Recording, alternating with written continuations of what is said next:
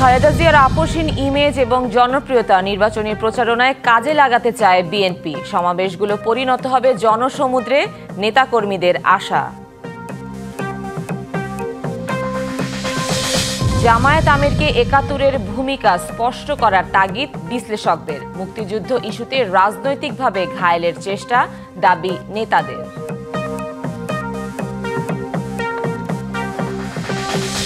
দুই দশক পর যৌথ অর্থনৈতিক কমিশনের বৈঠকে বসতে যাচ্ছে বাংলাদেশ ও পাকিস্তান। সম্পর্ক উন্নয়নে আঞ্চলিক প্রভাব বিশ্লেষণের তাগিদ। মৌলভীবাজার হাওরগুলোতে নিষিদ্ধ জালের থাবা, হারিয়ে যাচ্ছে দেশি মাছ, ভয়াবহ হুমকিতে প্রকৃতি ও জীববৈচিত্র্য।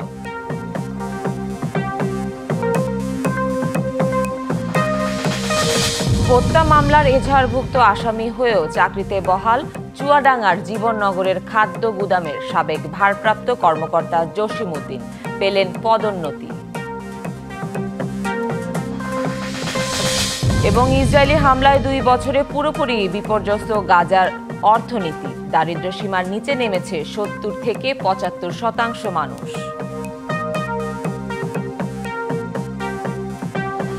স্বাগত ডিবিসি সংবাদে। দেখছিলেন মার্কেন্টাইল ব্যাংক সংবাদ শিরোনাম। আপনাদের সাথে আছি আমি সুনন্দা রায়চৌধুরী। এবার জানাবো খবরের বিস্তারিত। শারীরিকভাবে সুস্থ থাকলে নির্বাচনের প্রার্থী হওয়ার পাশাপাশি প্রচারণায় অংশ নেবেন বিএনপির চেয়ারপারসন বেগম খালেদা জিয়া। ধানের শীষের পক্ষে জনমত গঠনে তার আপোষহীন ইমেজ এবং জনপ্রিয়তা নির্বাচনী প্রচারণায় কাজে লাগাতে চায় বিএনপি। এদিকে দেশে ফিরে মায়ের সহযাত্রী হবেন দলের ভারপ্রাপ্ত চেয়ারম্যান তারেক রহমান। তাদের প্রচার কাজে সুবিধার্থে কেনা হচ্ছে 2টি বিশেষায়িত বুলেট প্রুফ গাড়ি। নভেম্বরের শেষ নাগাদ বুঝে পেতে পারেন গাড়ি। দলটির নেতারা বলছেন, সবকিছু ঠিক থাকলে মা ছেলের নির্বাচনী প্রচারণার পথসভাগুলো পরিণত হবে জনসমুদ্রে। নতুন করে আমরা পরিবর্তনের হাওয়া লেগেছে দেশের মানুষের গায়ে। এই পরিবর্তন আমরা দেশ গড়ার জন্য। সবশেষ 2008 সালে নির্বাচনী প্রচারণায় অংশ নেন বিএনপি চেয়ারপারসন বেগম খালেদা জিয়া। রাজনৈতিক প্রতিহিংসার শিকার হলে এরপর তার পক্ষে আর নির্বাচনী প্রচারণায় অংশ নেওয়া সম্ভব হয়নি।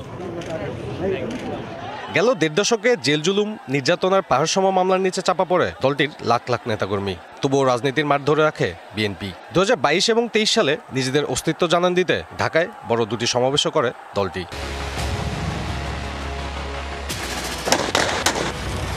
2024 সালে জুলাইয়ে ছাত্র জনতার আন্দোলনের মুখে 5ই আগস্ট পতন হয় আওয়ামী লীগ সরকারের। জুলাই গণঅভ্যুত্থানের বর্ষপূর্তিতে ত্রয়োদশ জাতীয় সংসদ নির্বাচনের রোডম্যাপ ঘোষণা করেন অন্তর্বর্তী সরকারের প্রধান ডক্টর মোহাম্মদ ইউনূস। আমরা এবার একটা নির্বাচিত সরকারের কাছে দায়িত্ব হস্তান্তরের প্রক্রিয়া শুরু করব। নির্বাচন সামনে রেখে ঘর গোছাতে ব্যস্ত বিএনপি। সব জল্পনা কল্পনার অবসান ঘটিয়ে প্রচারণায় বের হবেন 3 বারের প্রধানমন্ত্রী বেগম খালেদা জিয়া। সঙ্গী হবেন ছেলে তারেক রহমান। নিরাপত্তার স্বার্থে তাদের জন্য কেনা হচ্ছে 2টি বিশেষায়িত বুলেট প্রুফ গাড়ি। বিএনপির পক্ষ থেকে আমাদের নেতার জন্য তো আমাদের দায়িত্ব রয়েছে, এবং দেশের যে পরিস্থিতি এর প্রেক্ষিতে আমরা স্বরাষ্ট্র মন্ত্রণালয়ে আমরা অ্যাপ্লাই করেছিলাম 2টি বুলেট প্রুফ গাড়ির জন্য, একটা ম্যাডামের জন্য, একটা ওনার জন্য, এবং স্বরাষ্ট্র মন্ত্রণালয় তার অনুমতি দিয়েছে। বিএনপি নেতারা বলছেন, সার্বিক নিরাপত্তার কথা চিন্তা করেই বিএনপি চেয়ারপারসন ও দলের ভারপ্রাপ্ত চেয়ারম্যানের জন্য গাড়ি 2টি কেনা হচ্ছে। আঞ্চলিক নিরাপত্তা একটা অনেক বড় ইস্যু, এবং বাংলাদেশ ভৌগোলিকভাবে এমন একটা অবস্থানে আছে যে সমগ্র বিশ্বের দরবারে সবার মধ্যে একটা মোরলীপনার একটা ভাব আছে। বিভিন্ন সময়ে জাতীয় এবং আন্তর্জাতিক চক্রান্তের শিকার হয়ে আমাদের দেশেও কিন্তু আপনার রাষ্ট্রনায়করা অ্যাসাসিন হয়েছিলেন। সর্বোচ্চ নিরাপত্তা ব্যবস্থাটা রাখা বা করার জন্যই বিএনপি এটা করেছে। দলের মহাসচিব জানান, বেগম জিয়ার নির্বাচনে অংশ নেওয়া ও প্রচারণার বিষয়টি নির্ভর করছে তার শারীরিক সুস্থতার উপর। ওনার শরীর যদি ভালো থাকে, স্বাস্থ্য যদি ভালো থাকে, তাহলে অবশ্যই তিনি নির্বাচন করবেন। ডেট তারিখ তো আমি বলতে পারবো না, তবে উনি শিগগিরই ফিরবেন, খুব সহসাই ফিরবেন। খুব স্বাভাবিকভাবেই তখন গতি অনেক বাড়বে। নেতা চলে আসলে তো আপনার নেতা, যারা স্থানীয় নেতাকর্মী আছেন, তাদের তো অনুপ্রাণিত হবেন অনেক বেশি। জানা গেছে, তফসিল ঘোষণার পর নির্বাচনী প্রচারণায় অংশ নেবেন বিএনপি চেয়ারপারসন বেগম খালেদা জিয়া। বরাবর নির্বাচনী প্রচারণা সিলেট থেকে শুরু হলেও এবার তা শুরু হতে পারে চট্টগ্রাম থেকে। এদিকে নভেম্বরেই দেশে ফিরছেন বিএনপির ভারপ্রাপ্ত চেয়ারম্যান তারেক রহমান। রাজনৈতিক কার্যক্রম পরিচালনা করবেন গুলশানে চেয়ারপারসনের কার্যালয় থেকে। থাকবেন গুলশান অথবা ধানমন্ডির বাসায়। সাব্বির রোজ, ডিবিসি নিউজ, ঢাকা। 2 দশক পর যৌথ অর্থনৈতিক কমিশনের বৈঠকে বসতে যাচ্ছে বাংলাদেশ ও পাকিস্তান। এ উপলক্ষে 26শে অক্টোবর ঢাকায় আসছেন পাকিস্তানের জ্বালানি ও পেট্রোলিয়াম বিষয়ক মন্ত্রী আলী পারভেজ মালিক।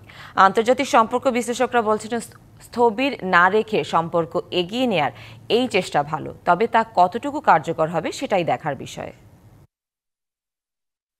27শে অক্টোবর ঢাকায় বাংলাদেশ পাকিস্তান নবম জেএসি বৈঠক অনুষ্ঠিত হতে চলেছে। বৈঠকে বাংলাদেশের প্রতিনিধি দলের নেতৃত্ব দেবেন অর্থ উপদেষ্টা ডক্টর সালাউদ্দিন আহমেদ। আর পাকিস্তানের পক্ষে শুরুতে দেশটির অর্থমন্ত্রী আহাদ খান চিমার আসার কথা থাকলেও তার পরিবর্তে আসছেন পেট্রোলিয়াম ও জ্বালানি বিষয়ক মন্ত্রী আলী পারভেজ মালিক।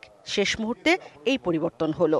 পররাষ্ট্র উপদেষ্টা এ বিষয়ে বলেন, পাকিস্তানের সঙ্গে স্বাভাবিক সম্পর্কের সেতু গড়তেই এই উদ্যোগ। পাকিস্তানের সাথে আমি প্রথমেই বলেছি আমরা একটা স্বাভাবিক সম্পর্ক চাই। সেই স্বাভাবিক সম্পর্ক মধ্যে তো এই ধরনের সফর অন্তর্ভুক্ত। তবে সবকিছুর আগে অর্থনৈতিকভাবে বাংলাদেশের স্বার্থটাকে গুরুত্ব দিয়ে বিবেচনা করছেন আন্তর্জাতিক সম্পর্ক বিশ্লেষকরা। বাংলাদেশের যারা ব্যবসায়ী তারা কি সুযোগ পাবে, কারণ স্বাভাবিকভাবে বাংলাদেশি ব্যবসায়ীরা চাইবে না যে বাংলাদেশের মধ্যে আর একটা নতুন কম্পিটিশন হোক যেখানে তারা ভালো করছে। তারা বরং চাইবে যে পাকিস্তানের ভিতরে তাদের অবস্থা কতখানি বাড়তে পারে। বাংলাদেশের জাতীয় স্বার্থে বাংলাদেশের সাপ্লাই চেইন, যেটা বাংলাদেশের অর্থনীতির সাথে খুবই নিগড়ভাবে জড়িত, সাপ্লাই চেইন ডাইভার্সিটি লাগবে। সুতরাং এই ভিজিটটা আমার কাছে মনে হয় যে বাংলাদেশের অর্থনৈতিক স্বার্থে যথেষ্ট গুরুত্বপূর্ণ। বাংলাদেশ পাকিস্তান সম্পর্ক উন্নয়নে আঞ্চলিকভাবে কি প্রভাব পড়বে তারও বিচার বিশ্লেষণ করার তাগিদ দেন তারা। দক্ষিণ এশিয়াতেও বাংলাদেশের অবস্থানটা আগের চেয়ে অনেক গুরুত্বপূর্ণ হয়ে দাঁড়িয়েছে। সুতরাং দক্ষিণ এশিয়ার সব রাষ্ট্রের সাথেই আমাদের সম্পর্ক ভালো রাখা দরকার, এবং পাকিস্তান যেহেতু ফরওয়ার্ড কামিং, সেই ক্ষেত্রে আমার মনে হয় যে অর্থনীতির দিকটা জোর দিলেই বেটার হবে।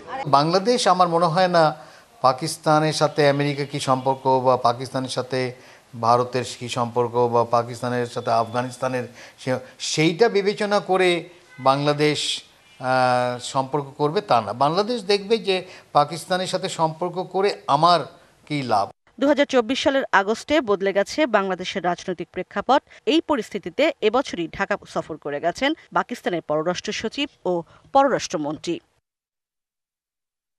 ইশরাত জাহান উর্মি, ডিবিসি নিউজ, ঢাকা। মৌলভীবাজারের হাওরগুলোতে বেআইনি ও নিষিদ্ধ জাল ব্যবহার করে অবাধে চলছে দেশি মাছ নিধন। মাছের আবাসস্থল ধ্বংস হওয়ায় সংকট দেখা দিয়েছে বাজারগুলোতেও। এভাবে চলতে থাকলে হাওরের প্রকৃতি ও জীববৈচিত্র্য ভয়াবহ হুমকিতে পড়বে বলে মনে করছেন পরিবেশবিদরা। মৌলভীবাজারের কাওয়াদিঘি আর হাইল হাউড একসময় মাছের ভান্ডার নামে পরিচিত ছিল, কিন্তু এখন সেই হাওরে চলছে নির্বিচারে মাছ নিধন। নিষিদ্ধ ম্যাজিক জাল আর কারেন্ট জালের অবাধ ব্যবহারে ধ্বংস হচ্ছে মাছের বংশ, বিপন্ন হচ্ছে পুরো জলজ পরিবেশ। মৎস্য বিভাগ স্থানীয় জেলেদের তথ্য বলছে, রাতের অন্ধকারে সারা বছরই এই হাওর এলাকায় চলে বেড জাল আর কারেন্ট জালের ভয়াবহ মাছ শিকার। এসব জালে মাছের ডিম, পোনা, শামুক, ঝিনুক, জলজ পোকা সবকিছুই উঠে আসে। দেশীয় মাছ এই ধরনের যারা জাল বা খাল আনে মাছগুলারে ছোটো থাকতে বাচ্চাগুলো ধ্বংস করে দিতে আছে। মাছের আজকে অভয়ারণ্য যেটা ছিল সেটি নেই, আজকে ফিশারিজগুলো সেটি দখল করছে, এবং এখানে যে একসময় শাপলা শালুক ছিল সেগুলো আজকে নেই। পরিবেশবিদরা বলছেন, নিষিদ্ধ জালে মাছ শিকার চলতে থাকলে হাওরের প্রকৃতি ও জীববৈচিত্র্যের জন্য ভয়াবহ হুমকি। মৎস্য আইন লঙ্ঘন করে এই ফিশারিগুলো হচ্ছে হাওরের স্বাভাবিক পরিবেশ নষ্ট করা হচ্ছে। আমরা দাবি করছি আমাদের যে প্রজাতি বিলুপ্তির পথে এই মাছগুলো যাতে রক্ষা করা হয়। গবেষণা সংস্থা IUCN এর তথ্য বলছে, মৌলভীবাজারের হাওরগুলোতে একসময় 143 প্রজাতির দেশীয় মাছ প্রজনন ছিল, যা অর্ধেকের বেশি এখন বিপন্ন। নিষিদ্ধ বিভিন্ন জাল ব্যবহারের প্রবণতা রয়েছে। আমরা এর বিরুদ্ধে নিয়মিত অভিযান এবং মোবাইল কোর্ট পরিচালনা করছি। তারপরেও আমাদের লোকবল সংকট সহ বিভিন্ন কারণে হয়তো পুরোপুরি আমরা তাদেরকে নিয়ন্ত্রণ করতে পারছি না। সঠিক পরিকল্পনার অভাবে হাওরের জীববৈচিত্র্য ঝুঁকির মুখে পড়েছে। গত 2 দশকে এই হাওরগুলোতে পাখির বিচরণ 45% কমে এসেছে। ডিবিসি নিউজ ডেস্ক, মা ইলিশ রক্ষায় 22 দিনের নিষেধাজ্ঞা শেষে আজ মধ্যরাতে ইলিশ শিকারে নামছেন জেলেরা। ইতোমধ্যে নদীতে নামার সকল প্রস্তুতি সম্পন্ন করেছে মৎস্যজীবীরা। দীর্ঘদিন পর আবার মাছ ধরার সুযোগ আসায় জেলেদের চোখে মুখে আনন্দের ছাপ। এবছর মা ইলিশ রক্ষা কার্যক্রম সফল হওয়ায় উৎপাদন বাড়বে বলে মনে করছেন সংশ্লিষ্টরা। 20 কেজি চাইল কি হয় না, মানুষ হলাম সংসারে 10-12 জন, আমরা দেনা ফেনায় জর্জরিত হয়ে গেলাম। ইলিশের প্রজনন নির্বিঘ্ন করতে গেল 4 অক্টোবর থেকে শুরু হয় মা ইলিশ রক্ষা কার্যক্রম। 25 অক্টোবর পর্যন্ত চলা এই উদ্যোগে নদীতে মাছ ধরায় ছিল সরকারি নিষেধাজ্ঞা। আজ মধ্যরাতে শেষ হচ্ছে সেই বিধিনিষেধ। মাছ শিকারে নামার জন্য পুরোপুরি প্রস্তুত জেলেরা। জাল, নৌকা সহ দরকারি সরঞ্জাম গোছাতে ঘাটগুলোতে তাদের ব্যস্ততা চোখে পড়ার মতো। তবে নিষেধাজ্ঞা চলাকালীন সরকারের পক্ষ থেকে বরাদ্দকৃত খাদ্য সহায়তা নিয়ে এবারও অভিযোগ জেলেদের। 25 কেজি চাল পাইছি, দিয়ে কি আর আমাকে মাছ তরকারি কিনার লাগে, তেল সদে, তো আমরা এই চাল দিয়ে তো চলে না। ওরা 1 লাখ টাকার মতো আমরা দেন হয়েছি। সরকার অভিযান দিচ্ছে, আমরা অভিযান পালন করছি, আমরা দেনা ফেনায় জর্জরিত হয়ে গেলাম। বাচ্চা কাচ্চা আছে, দেখা যায় মা বাপ মার অসুখ, পোলানের অসুখ, দেখা যায় অনেক টাকা বেয়ে যায়। 25 কেজি 20 কেজি চাইল কি হয় না, মানুষ হলাম সংসারে 10-12 জন, ওখানে মনে করেন না 1,00,000 টাকা দানা আছে। আগের তুলনায় এবার নিষেধাজ্ঞা মানায় বেশি সচেতন ছিলেন জেলেরা। সম্মিলিত প্রচেষ্টায় এবছর মা ইলিশ নিরাপদে ডিম ছাড়ার সুযোগ পেয়েছে, দাবি এই কর্মকর্তার। এইবারের অভিযানটা যা হয়েছে আর কি, আমরা সবগুলা বাহিনী সমন্বিতভাবে কাজ করেছিলাম, যার ফলশ্রুতিতে আমরা একটা ভালো রেজাল্ট পেয়েছি। ইলিশ উৎপাদনে একটা পজিটিভ ইম্প্যাক্ট পড়বে। মা ইলিশ রক্ষায় এবছর জেলা টাস্ক ফোর্সের নেতৃত্বে 400-র বেশি অভিযান পরিচালনা করা হয় নদীতে। DBC news desk. হত্যা মামলার এজাহারভুক্ত আসামি তিনি, এরপরও বহাল তবিয়তে করেছেন সরকারি চাকরি। একবার গ্রেফতার হয়েছেন সরকারি চাল আত্মসাতের অভিযোগে, এরপরও স্বভাব পাল্টায়নি জসিমউদ্দিনের। চুয়াডাঙ্গার জীবননগর খাদ্য গুদামে কর্মরত অবস্থায় লোপাট করেছেন কোটি কোটি টাকা, পার পেয়েছেন প্রতিবারই। এবার হয়েছে পদোন্নতি। ধানই বিক্রি দিইনি, কিন্তু এই ধানটা কিরা দিলে? আমার ধানটা আছে খুদ, আমি চাষি। কত মনে থাকে পরিবার প্রয়োজন নির্যাতন এখনো পর্যন্ত নির্যাতন চালাই। এলএসডি খাদ্য গুদাম ঘিরে দুর্নীতির এমন গুরুতর অভিযোগ চুয়াডাঙ্গার জীবননগর উপজেলায়। অভিযোগ আছে, সরকারি নিয়ম নীতির তোয়াক্কা না করে ইচ্ছে মতো ধান চাল কিনে কোটি টাকা হাতিয়ে নিয়েছেন গুদামটির সাবেক ভারপ্রাপ্ত কর্মকর্তা জসিমউদ্দিন। গেল বড় মৌসুমে উপজেলার তালিকাভুক্ত 171 কৃষকের কাছ থেকে 507 মেট্রিক টন ধান সংগ্রহ করার কথা থাকলেও বাস্তবতা ভিন্ন। নানা সমস্যা দেখিয়ে হয়রানি করায় সরকারি গুদামে ধান বিক্রি করেননি অধিকাংশ কৃষক। এরপরও টাকা তুলে নেওয়া হয়েছে তাদের নামে। সরকারি গোডাউনে আমরা ধান কিনছি, ধান দিতে হবে, এমন কোনো লোক আমার কাছে আসেনি। ফুড গোডাউনের যে তালিকা রয়েছে, ওই তালিকায় তো আমার নাম রয়েছে। কোনো ধানই বিক্রি দিইনি, তাহলে আমার ধানটা কিটা দিলে আপনারা যাচাই করে আমার জানান। আমার যে নিজের ধান, আমি আমার টিলার দিয়ে ফ্যান দিয়ে উড়াইছি, ফ্যান দিয়ে উড়িয়ে আমি সেরকম ধান ফ্রেশ করে আমি ধান নিয়ে গেছি। আমার ধানটা আছে খুদ, আমি চাষি। ব্যবসায়িকদের বাজার থেকে নিয়ে যেয়ে ওই ধানটা ওরা সরাসরি ঢুকি দেবে, তাদের কোনো সমস্যা নেই। জসিমউদ্দিনের বিরুদ্ধে চাল সংগ্রহেও ব্যাপক অনিয়মের অভিযোগ আছে। 18টি চালকল থেকে কেনা হয়েছে প্রায় 10,000 মেট্রিক টন চাল। যদিও তালিকাভুক্ত অর্ধেকের বেশি মিলেরই কার্যক্রম বন্ধ অন্তত 5 বছর ধরে। চক্রের মাধ্যমে খাওয়ার অযোগ্য চাল কিনে লোপাট করা হয়েছে কোটি টাকার বেশি। বিগত 5 বছর অটো রাইস মিল হয়ে চাতাল, যেগুলো চাতাল সেগুলো এখন বন্ধ হয়ে গেছে। গত 5-6 বছর ধরে আমাদের এই মিল চাতালগুলো বন্ধ থাকে। বস্তার ওজনেও কারসাজির অভিযোগ জসিমের বিরুদ্ধে। ডিবিসি নিউজ অনুসন্ধানে নামলে অনিয়ম ধামাচাপা দিতে উঠে পড়ে লাগেন তিনি। 25 আগস্ট জীবননগর খাদ্য গুদামে আনা হয় মাসুদ রানা নামে আরেক কর্মকর্তাকে, কিন্তু তিনি নিম্নমানের চাল কেনার বিষয়টি আজ করতে পারায় দায়িত্ব বুঝিয়ে দিতে তালবাহানা করতে থাকেন জসিম। এরপর মাসুদকে মেহেরপুরে বদলি করা হয়। আমাদের একটা নীতিমালা আছে যে অর্ডার হওয়ার 7 কর্মদিবসের মধ্যে যোগদান করতে হবে এবং চার্জ নিয়ে নিতে হবে। আমি যে চার্জ নেব, মানে আমার গোদামে ধান চাল গম কতটুকু আছে, আমার খাতা কলমে কতটুকু আছে, আমার বাস্তবে কি ততটুকু আছে। চাউল সংগ্রহ শেষ হয়ে গেছে 2 মাস আগে, চাউল কিনতে বাকি কি জন্য? চাউলের টাকা আসতেছে, টাকা হচ্ছে মনে হচ্ছে সংগ্রহ হচ্ছে, কিন্তু সংগ্রহ তো 1.5 মাস আগে শেষ হয়ে গেছে। অভিযোগ আছে অনিয়মের মাধ্যমে স্ত্রী সন্তান ও মামা চাচার নামে অঢেল সম্পদ গড়েছেন জসিম। যশোরের নিউ মার্কেট এলাকায় বানিয়েছেন বহুতল ভবন। ফুডে চাকরি করে, এটা হচ্ছে ওনার ভাইপো। হ্যাঁ, উনি বসে থাকেন। উনি কি আছেন? কয়তলায় থাকেন? দোতলায় থাকেন। এ তো গেল দুর্নীতি। মাগুরার শালিখা উপজেলায় নিজ এলাকায় একটি হত্যা মামলার এজাহারভুক্ত আসামিও জসিমউদ্দিন। তবে নিজের সব দোষ অস্বীকার করেন তিনি। ধানের লক্ষ্যমাত্রা ছিল 507 মেট্রিক টন। আমরা 507 মেট্রিক টন ধানে লক্ষ্যমাত্রা অর্জিত হয়েছে। আমরা কৃষকের নিকট থেকেই ধান সংগ্রহ করেছি। কৃষকের তালিকা আছে। কার আমার বিরুদ্ধে না হত্যা মামলা থাকবে এখানে। সমস্যার সম্মুখীন থেকে আমি এতটুকু প্রত্যাশা যে সরকার বাজের কাছে আমি এতটুকু আবেদন আর অনুরোধ এটা যে আমি ন্যায় বিচারের জন্য সুষ্ঠু বিচার পাই। সুষ্ঠু বিচারের জন্য আমি সরকারের কাছে এটা আবেদন করছি। সম্প্রতি কারিগরি খাদ্য পরিদর্শক হিসেবে পদোন্নতি দিয়ে জসিমউদ্দিনকে পাঠানো হয়েছে যশোরে। তবে আইনজীবীরা বলছেন মামলা বিচারাধীন অবস্থায় বরখাস্ত থাকার কথা তার। যদি তিনি চার্জশিটভুক্ত আসামি থেকে থাকে, যার বিরুদ্ধে অভিযোগপত্র দায়ের হয়েছে আদালতে, তার প্রমোশন তো দূরের কথা, তার অফিসে কোনোভাবেই সে কোনো সুবিধা দিয়ে সরকারি সুবিধা দিয়ে ভোগ করতে পারবে না। অনিয়মের বিষয়ে কথা বলতে গেলে অসদাচরণ করেন সহকারী খাদ্য নিয়ন্ত্রক। আমি ধান সংগ্রহের কমিটির কিছুই নেই, ঠিক আছে? এখানে তো আমি জেলা কমিটির সদস্য সচিব, ওখান থেকে সংগ্রহ করবো, ওখান থেকে আমি রেজিস্ট্রেশন দেবো, ওরা কি টাকাটা করে থাকে সেটা তাদের ব্যাপার, আমি সেটা বলবো। জেলা প্রশাসক বলছেন কোন ধরনের অনিয়মের প্রমাণ পাওয়া গেলে কঠোর ব্যবস্থা নেওয়া হবে। নিয়মটা যতটুকু জানি সরাসরি কৃষকের কাছ থেকে কিনতে হবে, এবং এখন যে অনলাইনের যুগ, এদেরকে মোবাইলে SMS যায়, এটা আমি অবশ্যই তলিয়ে দেখব যে আসলে এই ধরনের কোনো হয়েছে কিনা, এবং যদি হয়ে থাকে তার বিরুদ্ধে অবশ্যই আইনগত ব্যবস্থা নেব। এর আগে 2017 সালে ঝিনাইদহ সদর উপজেলা খাদ্য গুদামের 200 টন চাল কালোবাজারে বিক্রির অভিযোগে র্যাবের হাতে গ্রেপ্তার হন জসিমউদ্দিন। DBC news desk. মাগুরার পাইকারি বাজারে আগাম শীতের সবজি উঠতে শুরু করেছে। দাম এখনও কিছুটা বেশি হলেও ব্যবসায়ীরা জানিয়েছেন শীত যত বাড়বে ততই সবজির দাম কমবে। এবার জেলায় শীতের সবজির ভালো আবাদ হয়েছে। সরবরাহ বাড়লে দাম সহনীয় পর্যায়ে চলে আসবে আশা কৃষি বিভাগের। ফুলকপি, পাতাকপি, মূলা, শিম, লাউ, বেগুন, কাঁচামরিচ সহ বিভিন্ন শীতের আগাম সবজিতে ভরে গেছে মাগুরার বাজারগুলোতে।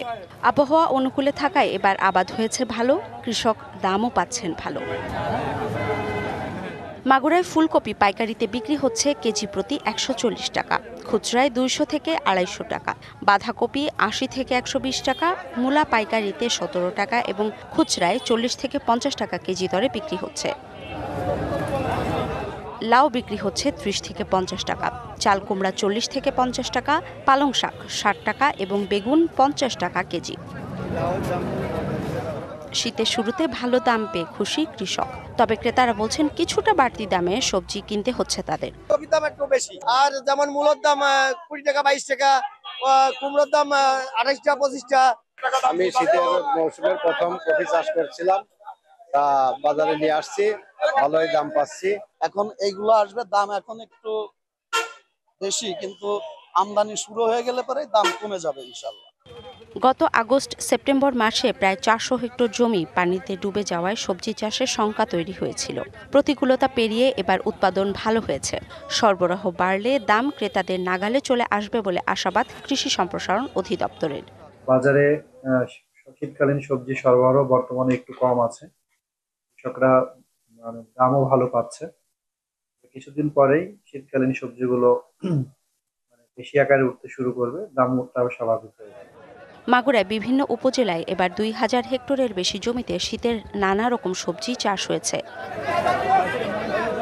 DBC news desk. ফেনীর কয়েকটি উপজেলায় বাণিজ্যিকভাবে চাষ হচ্ছে বিলুপ্তপ্রায় সুস্বাদু সবজি ঠোঁয়াশের। কোনো ধরনের সার, কীটনাশক ছাড়াই উৎপাদন করা যায় এই সবজি। ফলে এর চাষে আগ্রহী হয়ে উঠছেন অনেকে। আবাদ বাড়াতে কাজ করছে কৃষি বিভাগও। একসময় কুমিল্লা, নোয়াখালী, লক্ষ্মীপুর ও চট্টগ্রামের কিছু কিছু এলাকায় বর্ষাকালে ঠোঁয়াশ চাষ হতো, কিন্তু এখন এসব এলাকায় উৎপাদন কমেছে সবজিটির। বর্তমানে ফেনীর সোনাগাজী, দাগনভূঞা সদরের কিছু অংশ ও ফুলগাজীতে ঠোঁয়াশের বাণিজ্যিক চাষ হচ্ছে। ডোবা, জলাশয়, পুকুর, পরিত্যক্ত নিচু জমিতে বেড়ে ওঠে ডাঁটা জাতীয় এ সবজি। আবাদ করতে হয় বর্ষার আগেই। 2 থেকে 3 মাসে ফসল ঘরে তোলা যায়, লাভও বেশি, লাগে না সার কীটনাশক কোনো কিছুই। পানি শুকিয়ে গেলেও মাসের পর মাস মাটিতে বাঁচে সবজিটি।